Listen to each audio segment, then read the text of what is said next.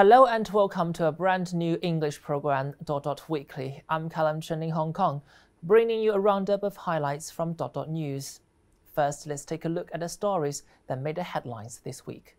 Starting from Thursday, the toughest social distancing rules have come into effect, including a 2-person cap on public gatherings and the closure of hair salons and places for worship. The measures will remain in force until the rollout on February the 24th of a vaccine pass program, allowing only vaccinated visitors to enter certain premises. At the same time, gatherings of more than 2 families in private places are also be banned. Starting from Wednesday, parents of children aged 5 to 11 can make online appointments for their children to receive the BioNTech vaccine. Experts recommend a 12-week interval between the first and second doses for children.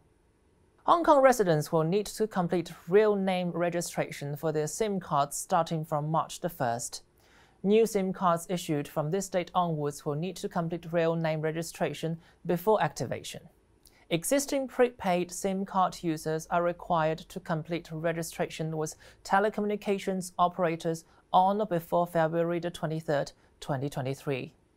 Hong Kong Land Registry recorded 5,911 sale and purchase agreements for all building units received for registration in January, down 16.5% from December 2021 and 4.8% lower year-on-year. After a couple of months, finally, new episodes of Eye on You are on the way.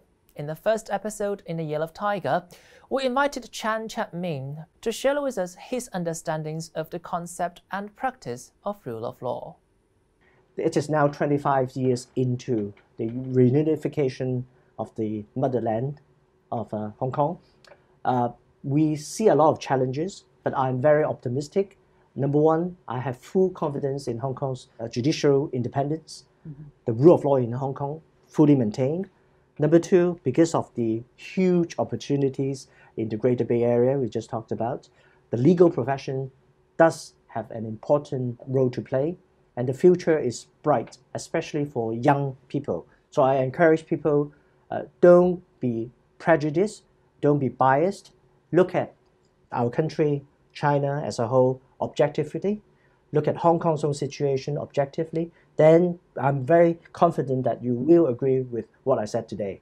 Full episode of the interview is now available on DotDotNews website and app. You may find the link in the show note. Now let's see what our columnist got to say. In Augustus K. Yuan's opinion piece, many multinational corporations understand China better than Western politicians. He pointed out that nowadays US business people have a better understanding of China than their compatriot politicians or policymakers. He analyzed China's innovation abilities, especially in terms of artificial intelligence, and how China copes with the challenges brought by US technology sanctions. He wrote, "Many US tech companies have benefited from being part of the Chinese economy and understand the effectiveness of the Chinese approach to governance. These companies share one thing in common. They see working with China as a win-win."